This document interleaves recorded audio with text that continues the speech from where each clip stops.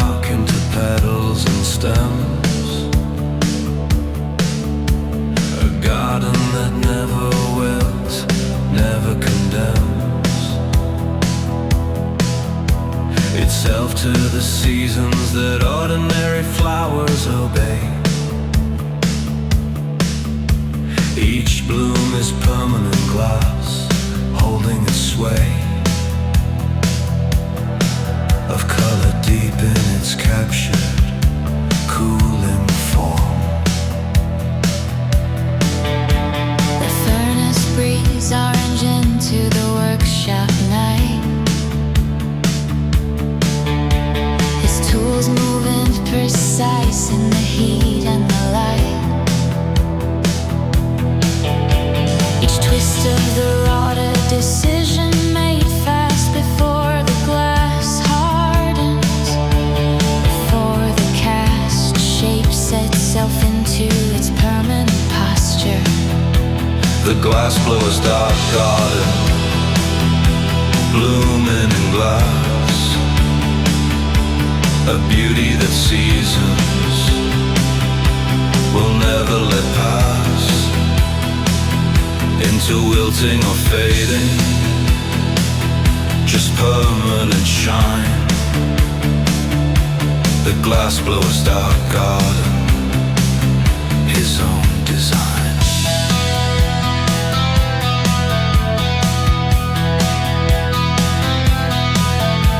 He sells them to those who have lost what they grew, who wanted a garden that never withdrew. Its color with autumn, its presence with frost. He shapes their dead flowers at whatever cost. The glass and the furnace, and his patience requires. The glassblower's dark garden, blooming in glass, a beauty that seasons will never let pass into wilting or fading, just permanent shine. The glassblower's dark garden, his own design.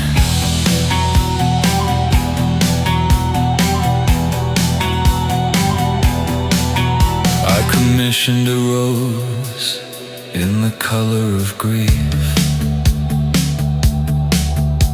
a deep violet black with a small single leaf. And he asked no questions, just studied the shade I had brought him in fabric. The color he made matched precisely the swatch of my morning dress. It sits on my shelf, never needing water, never bending toward light like the daughter of an ordinary garden. It holds its place exactly as given, the permanent grace of something that grief shaped in fire made eternal. The glassblower's dark garden, blooming in glass, a beauty that seasons will never let pass into wilting or fading, just permanent shine. The glassblower's dark garden, his own design.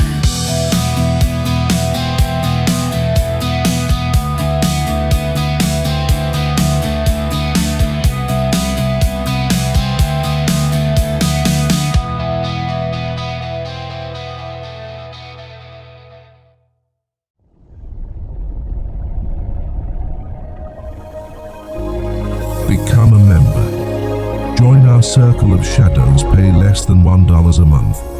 Help us grow, join now.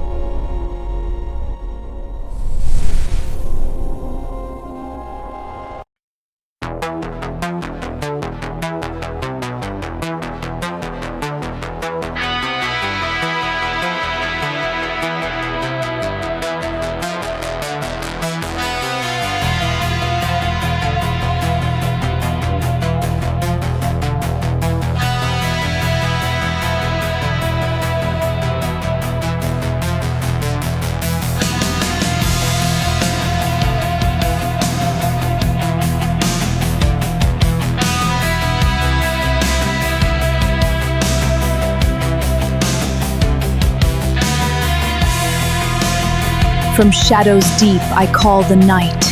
Awaken now, eternal might. Let darkness rise and claim the light. He writes the things that no one else will say. The transcription of the gap, the gray space between the spoken and the felt, that every ordinary conversation is dealt with by simply choosing not to name it.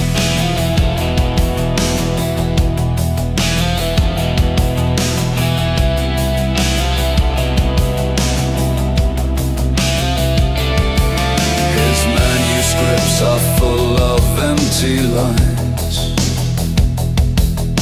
deliberate blanks where the design of meaning it requires the reader's own completion. The silence fully grown into its own form of difficult communication. The scrivener of silence, writing the blank, the pages where meaning sinks like a stone to a bank of water too deep for the obvious word. The scrivener of silence patiently heard. I have read his work in the candlelit hours, when ordinary language loses its powers of adequate description, when only the gap between the words can properly map the territory of what cannot be directly spoken. The scrivener of silence, writing the blank, the pages where meaning sinks like a stone to a bank of water too deep for the obvious word. The scrivener of silence patiently heard. His critics complained that his books were unfinished, that the blank pages should have been diminished or filled with the actual prose they expected. They could not see what his silence reflected was more complete than any sentence could achieve. I keep his books on the shelf nearest my bed, open them sometimes to the blank pages, the spread of white space holding everything I cannot say myself, the words I have forgot or never learned, for the deepest of my silences. The scrivener of silence, writing the blank, the pages where meaning sinks like a stone to a bank of water too deep for the obvious word. The scrivener of silence patiently heard.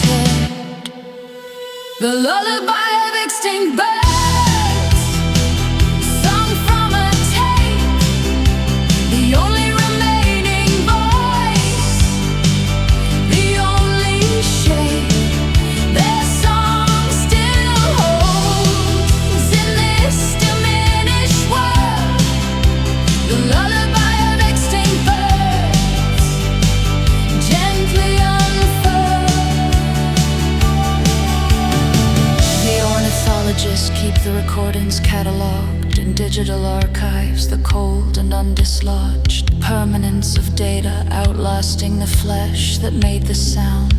The coal still fresh, though the body that produced it has been gone for decades. I will pass this lullaby to whoever comes after. The recorded grief, the captured laughter of a bird that doesn't know it's the last of its kind, singing into a future too vast and empty for its particular kind of joy to continue. The lullaby of extinct birds, sung from a tape, the only remaining voice, the only shape their song still holds in this diminished world. The lullaby of extinct birds gently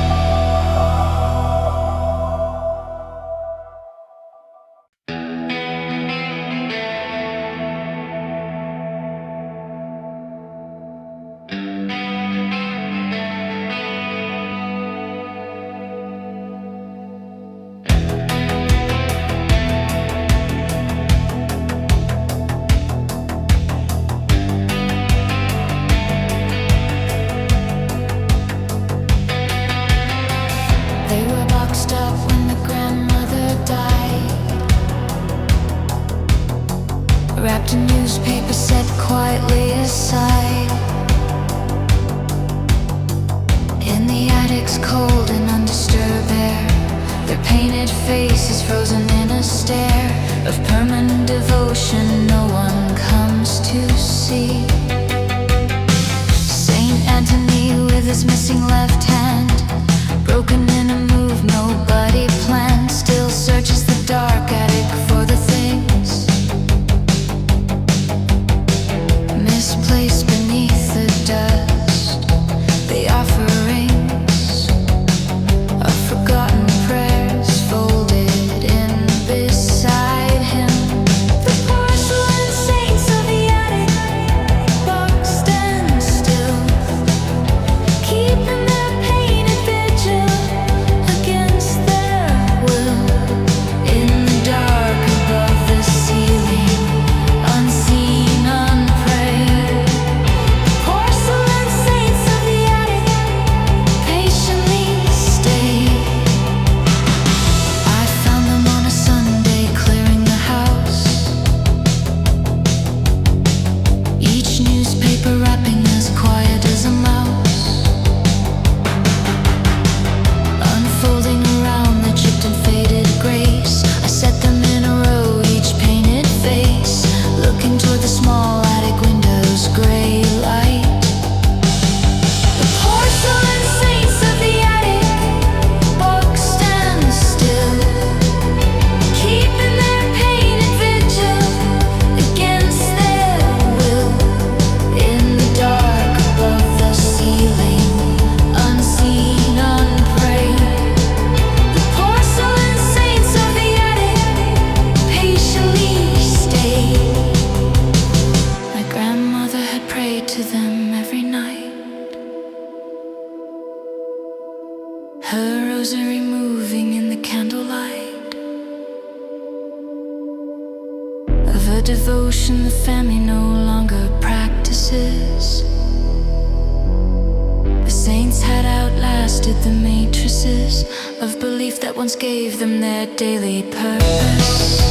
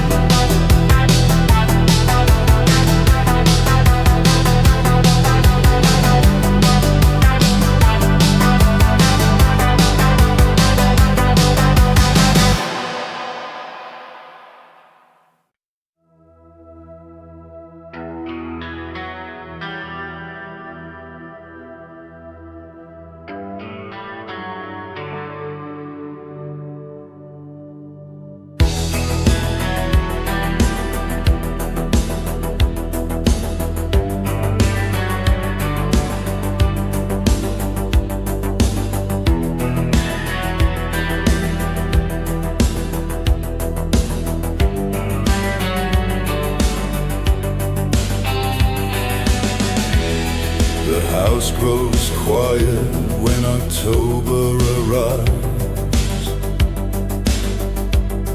It's summer noise of open windows and lights, lived loudly in the garden, settling down into the particular muted brown,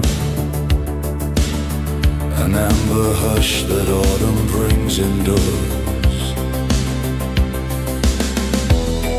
I close the windows one by one as the cold arrives in earnest, the house growing old each year in the same ritual, the slow transition from the summer's open flow of air to the sealed and concerts loud in season. The quiet house of autumn, settling in the amber hush beneath the falling thin and golden light of the year slow turning. The quiet house of autumn, gently burning.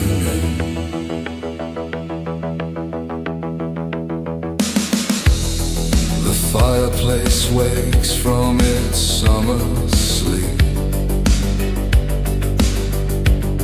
the first fire of the season, a deep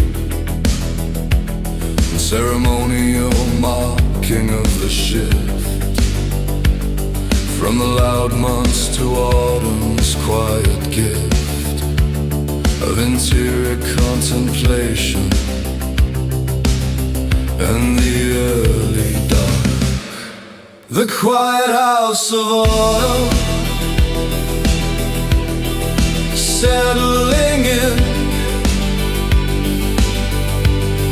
the amber hush beneath the falling thin and golden light of the year slow turning. The quiet house of autumn, gently burning. I have learned to love this quieting, the house becoming smaller and warmer, the carouse of summer's expansiveness, folding inward into rooms that feel by late October geared toward exactly the kind of stillness I need most. By November, the house has found its full autumn quiet, the particular pull of early darkness making every room a small and golden refuge from the gloom. Outside, the quiet house holding its season completely. The quiet house of autumn, settling in the amber hush beneath the falling thin and golden light of the year slow turning. The quiet house of autumn, gently burning.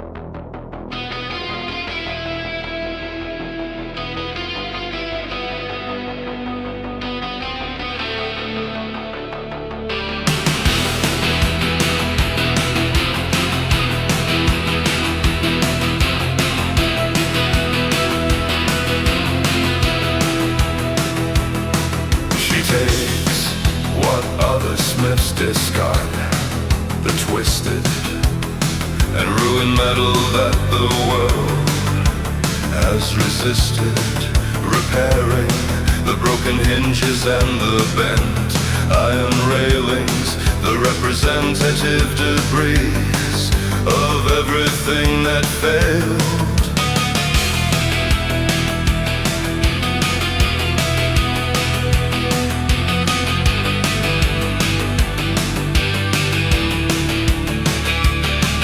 Her forge burns hardest for the most destroyed, the metal that other craftsmen have annoyed, themselves trying and failing to restore. She finds in the ruin something more interesting than the original unbroken form. The blacksmith of broken things, hammer and fire. She takes what is ruined and builds it higher into something the unbroken never could be. The blacksmith of broken things, setting it free.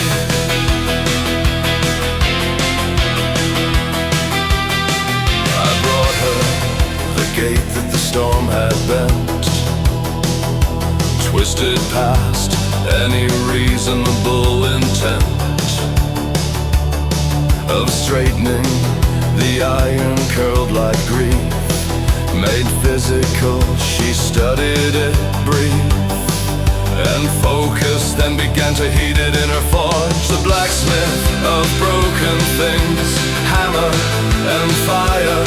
She takes what is ruined and builds it higher into something the unbroken never could be.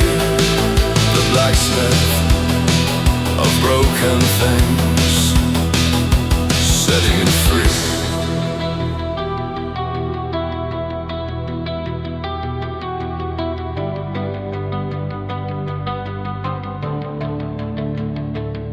What emerged was not the gate restored, not the original shape that the storm had gored into uselessness. It was something new, built from the wreckage, the metal she drew out of the twisted original into a different beauty.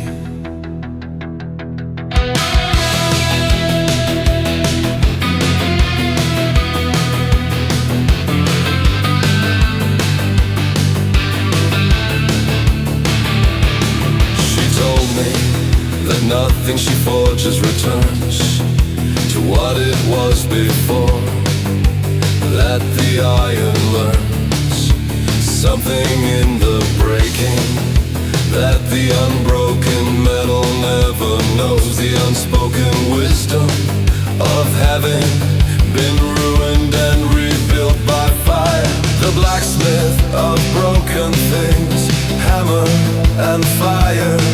She takes what is ruined and builds it higher into something the unbroken never could be.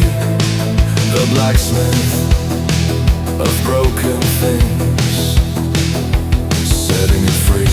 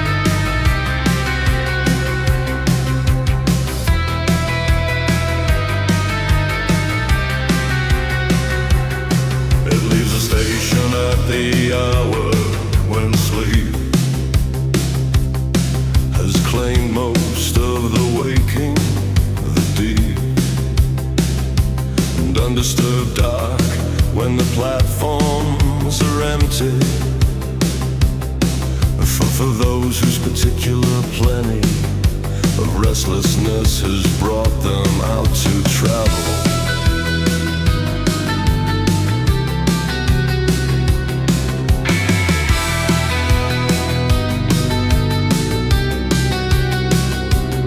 The destination on the board is smudged, illegible as though someone had nudged the letters into uncertainty on purpose, leaving the passengers to surface their own private destination in its place.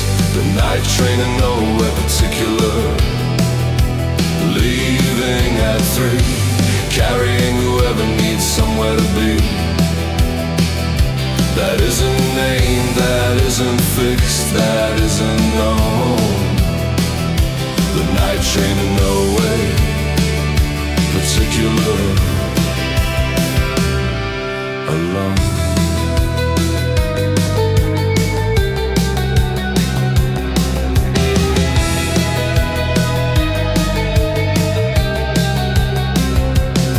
I have written it twice in years of insomnia, once toward grief and once toward the phenomena of simply needing motion, needing the sound of wheels on track, the temporary ground of a train car, substituting for an answer. The night train to nowhere particular, leaving at 3, carrying whoever needs somewhere to be. That isn't named, that isn't fixed, that isn't known. The night train to nowhere particular, alone.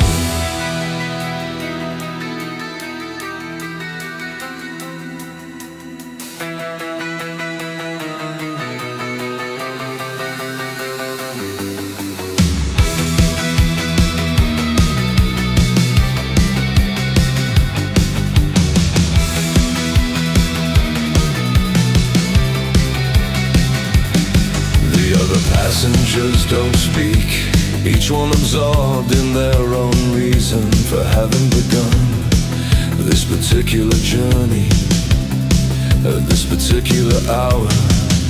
We share the dark compartment, small power of motion, without speaking of our separate purposes. I have never seen where the night train actually stops. I have always disembarked before it drops its final passengers at whatever station waits at the end. My own destination has always arrived before the journey's true conclusion. The night train in no way particular, leaving at 3, carrying whoever needs somewhere to be.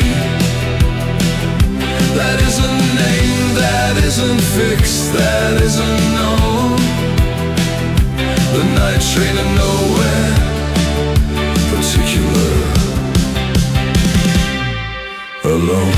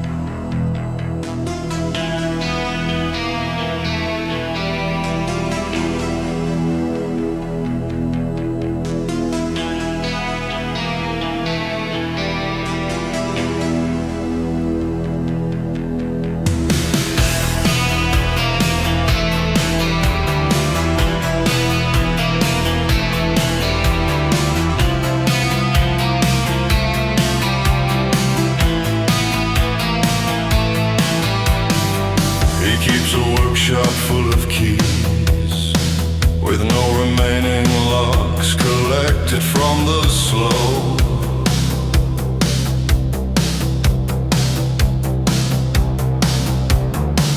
Accumulation of estate sales and the boxes left behind by households whose paradoxes of memory kept keys long after doors changed.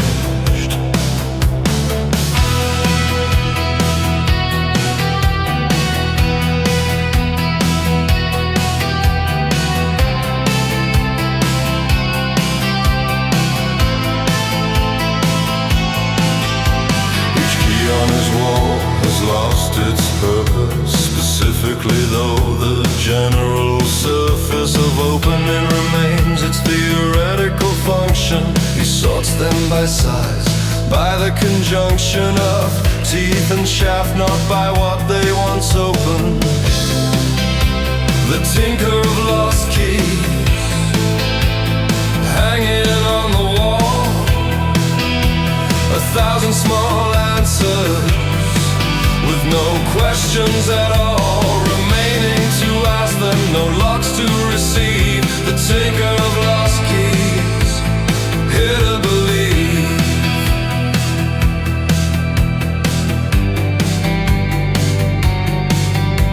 I brought him a key from my grandmother's house, the one to a door that the new owner's spouse had already replaced with a different lock.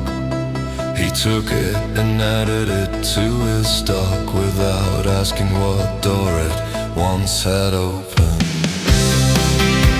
The tinker of lost keys, hanging on the wall, 1,000 small answers with no questions at all remaining to ask them, no locks to receive. The tinker of lost keys, here to believe.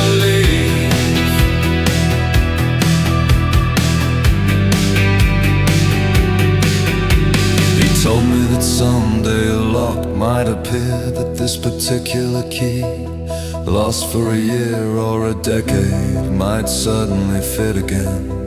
That keys and locks separated by when and where might still find each other eventually. I doubt my grandmother's key will find its door again. The house renovated, the floor plan changed, the doorway itself perhaps removed, but I like to think the tinker has proved that nothing is entirely without its eventual purpose. The tinker of lost keys, hanging on the wall, 1,000 small answers with no questions at all remaining to ask them, no locks to receive. The tinker of lost keys, here to believe.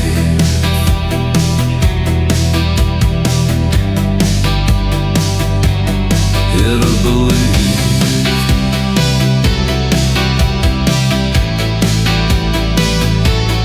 Here to believe.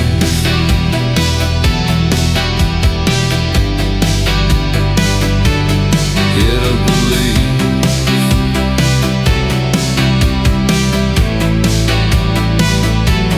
Here to believe.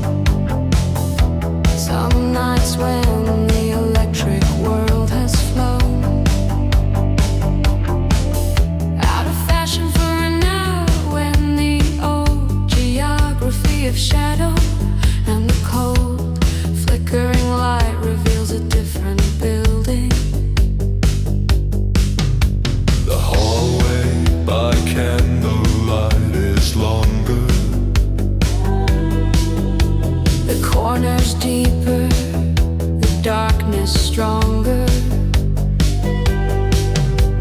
in its claim on the spaces. Electric light usually banishes the house at night, becomes a country I am newly exploring. Candlelight cartography, map in the dark. Each flickering shadow another mark. On the territory electric light erases. Candlelight cartography, the hidden places.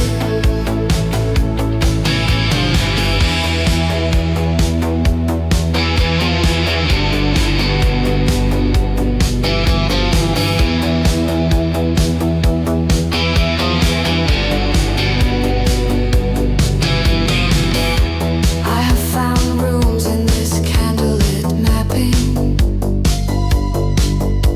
The daylight somehow keeps from happening. Corners that exist only in the flames, particular reach, the half-lit frames of furniture becoming unfamiliar architecture. Candlelight cartography, map in the dark. Each flickering shadow another mark. On the territory electric light erases. Candlelight cartography, the hidden places. The house I have lived in for 15 years becomes by candlelight a place that nears the unfamiliar, the genuinely strange, as though the absence of electric range returns the house to an older, truer version. I keep my candlelight maps in memory only. No paper version, just the lonely. And private knowledge of the house is other. Geography, the one that the electric smother of modern light keeps permanently hidden. Candlelight cartography, map in the dark. Each flickering shadow another mark. On the territory electric light erases. Candlelight cartography, the hidden places.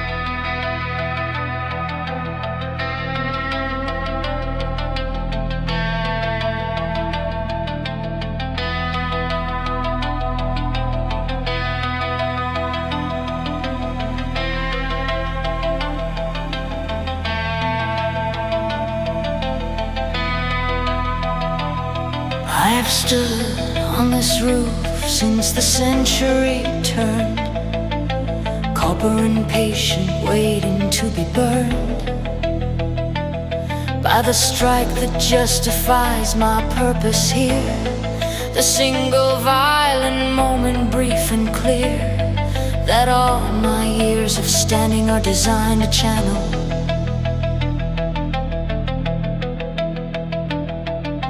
storms that have passed without finding me are more numerous than the ones that did agree to meet my point with their electric charge. I have learned the patience of standing large and ready against a sky that mostly passes by. The lightning rod's memory, waiting for the strike, the one moment that defines what I am like. Against the thousand quiet storms that passed, the lightning rod's memory, the first and the last.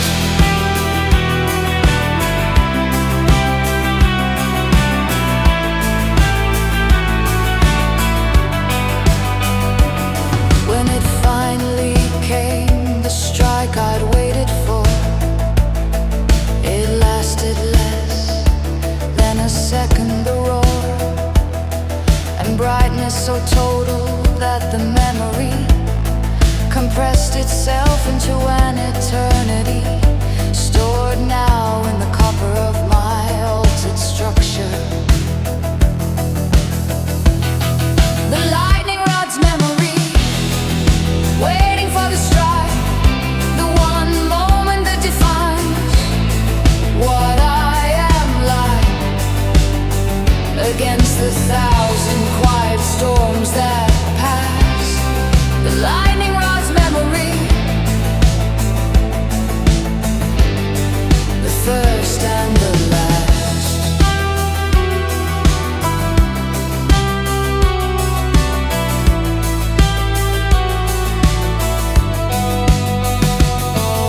The house below me never knew how close the danger came, how precisely I chose to carry the violence down through my body and into the grounding while the shoddy or careful work of whoever installed me deciding their fate. I stand here still, though the strike was decades back, still carrying the charge of what I lack.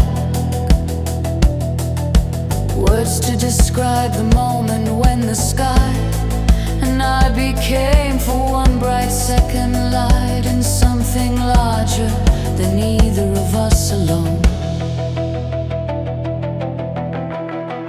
The lightning rod's memory, waiting for the strike, the one moment that defines what I am like. Against the thousand quiet storms that pass, the lightning rod's memory, the first and the last.